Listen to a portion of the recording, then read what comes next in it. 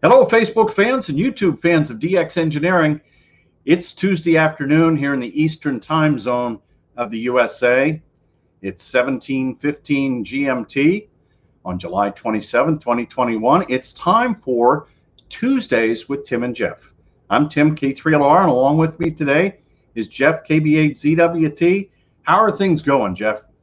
Not too bad. Had a nice camping weekend. Played a little bit of radio, not too much, and enjoying the nice weather today. Gonna go cut grass after we get done here. So let's talk about your camping setup, your radio that you've got set up when you go camping. Yep. Tell us which radio and what antenna. Yeah, I took the Yaesu 891 with me this time, and then I took the Chameleon M-Pass with the mill whip extension on it. Set that up, and I put 4 32-foot ground radios down with it, and worked very well. Made some good contacts. And so what bands were you on? I just did 20 meters and 40 meters. 20 and 40. Those are great bands with that antenna setup. And Yes. of course, 100 watts with the 891. And now, do you have a generator in your camper, or is it all battery? I hooked up a power supply to the camper. We have shore power there where we camp at. So. Oh, okay, good. So you have AC power there. Now, were you at a park? Was this a Parks on the Air deal? Yeah, I didn't do a Parks on the Air this time, just because weather was questionable there a couple times, and so I just heard some people on there, made some quick QSOs, was demonstrating the radio to another camper in the area who was wondering what that thing sticking up in my campsite was. So you got to tell the story, and that is always so cool. Absolutely. When somebody says, "Hey, what is that stuff?" You know, and I even was able to pass out a couple of Yaesu hats. So there's some people running around there with some Yaesu hats. Well, speaking of things that kind of stick out, antennas. You know, you can't have too many good antennas. No. And one of the premier books and guides on antennas is the ARRL antenna book, and the editor is our friend Ward Silver, N0AX, and it comes in with 4 volumes. Now, you know, the book was getting so thick, they broke it up into volumes, which is really nice. Yeah. And my favorite is volume number 2, which are antennas for LF, MF, and HF. And so there are all sorts of antennas in here that you can build, and they don't cost a lot of money. There's a lot of great wire antennas that are described in here. And, you know, this is the 24th edition of the antenna book. I probably have at least 12 editions. I can't bring myself to throw them out. You know, it's or, you know, you don't want to give somebody a book that is 10 years old, because this has got the latest and greatest stuff in it. And I just love the way the ARRL puts together this book. I mean, they've got a lot of great books, but the antenna book, one of my favorites. And Jeff, I just want to share my screen here a second and show everybody the antenna book, which is, let me know when you see that, Jeff. Okay. Yep, there it is.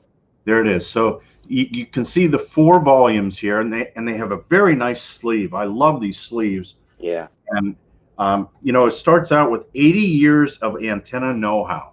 So they've been doing these antenna books for at least 80 years now. Wow. And so it's really cool, and you can see the sleeve there. And this is with all the volumes loaded up in the sleeve, and it is in stock, and it's a great summertime thing to get. You know, if you're going on vacation, you know, if you're going camping, Jeff. Right. And you want to, you know, kind of take a break and think about some antennas, this is a great way to do it. So I just thought I'd, you know, I was looking up some stuff for a friend, and just happened to have the book out. And I said, you know, we haven't talked about the antenna book in a while. And I know, Jeff, we're doing lots of these club presentations, and we're talking about, in a lot of them, we talk about grounding and bonding. Yeah. And I know you get calls all the time about that. Yeah, we just had one this morning. A gentleman just asking some questions before he puts his tower up. Just wanted to know the proper way for grounding his tower. So he's going to be getting the grounding and bonding book to read up on. And he does have a tower crew coming out, so I'm sure it'll be put up the right way and everything for him. Good, good. Yeah. You know, everybody's got to wear hard hats. Yep. Got to have a safety meeting. You got to do it the right way, because it is very, very dangerous work anytime you're putting up a tower or doing work on a tower. And let's see who we have on here today, Jeff. We've got KM6 Sierra Oscar X-Ray is on, and Whiskey Juliet 3 United.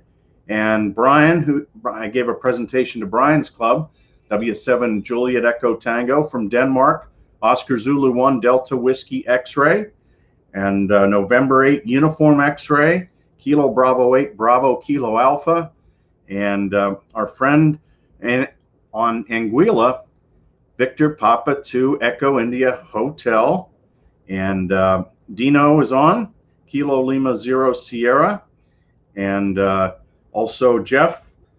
Antenna and feed line is more important than the radio or amp. Whiskey Delta 8 Juliet Mike, and that is very true. You know, the antenna affects your ability to receive, your ability to transmit, and really, if you have bad feed line, and Jeff, you know this, after 7, 8, 9 years, coax does go bad. Yes, it does. You know, it just does. Even good coax. Yeah. And you know it's going bad when it's no longer a bright, shiny copper shield.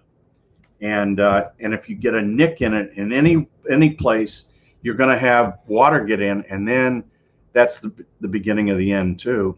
Like when you run over your coax with a yard aerator. Been there, done that. Yes. We know somebody. Yes. November 5 Golf Juliet Quebec is on. Whiskey Alpha 4 Mike Oscar Mike is on. Hello, Tim and Jeff. Don't feel bad, Tim. I still have all my ARL publications going back to the early 70s. I had to build a special room to house all the magazines that I can't bring myself to throw away. Our friend Gary is on, Whiskey 9 X-Ray Tango. He says the software that comes with the antenna book is worth the cost of the book alone. Very, very true, Gary. And we've got K0NEB, Joe is on with us. Kilo Bravo 4 Oscar Victor Papa.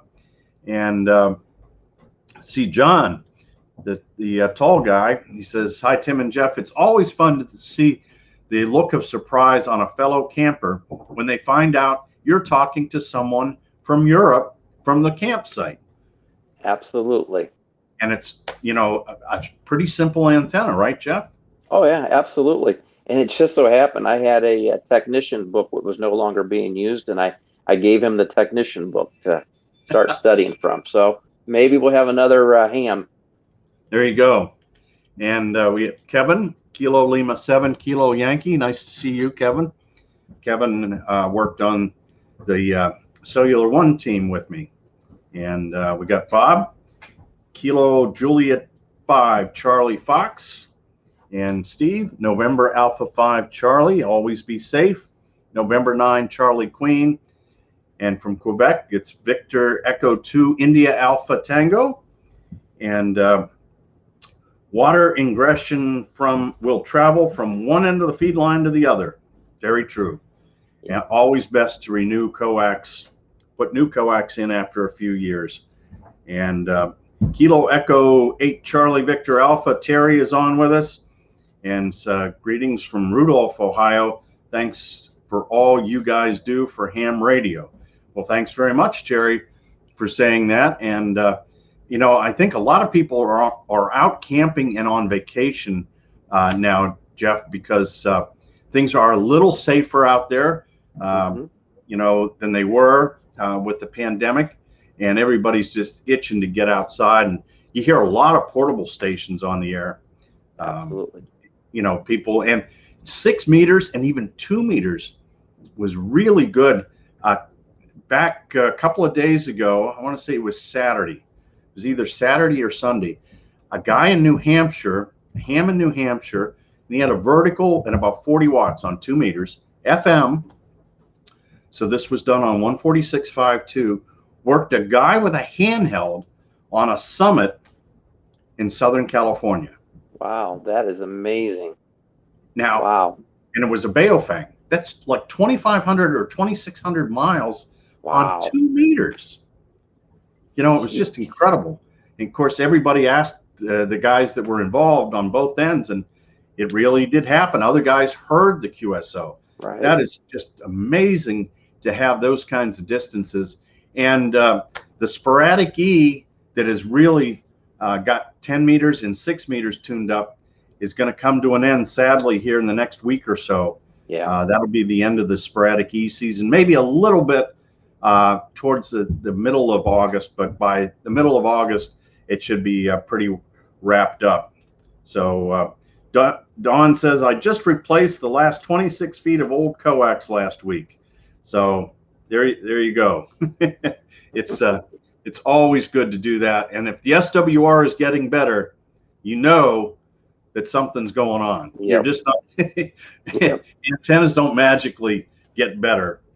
When the SWR gets better, that can mean that the loss has gone up, and so you're not seeing as much reflected power on the radio or even on your antenna analyzer. But right.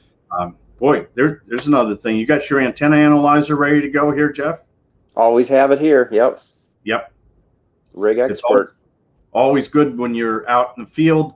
Put the antenna analyzer on first before you hook up the radio, and make sure that the antenna's got a low SWR, and you're good to go. Well, you know, Jeff, it's time for me to get back on the emails and get back on the phones with our customers. And I know I'm standing between you and lunch, so well, I'm gonna go cut grass. That's my lunch today. All right, we'll go cut grass. And to all of the viewers out there, if we can help you have more fun with the greatest hobby in the world, give us a call here at DX Engineering. Who knows, you might get to talk to Jeff. That's right. All right, until next time, Manufacturer Showcase is this Thursday at 2:30 p.m. That's 1830 Zulu. Until then, 73 from DX Engineering.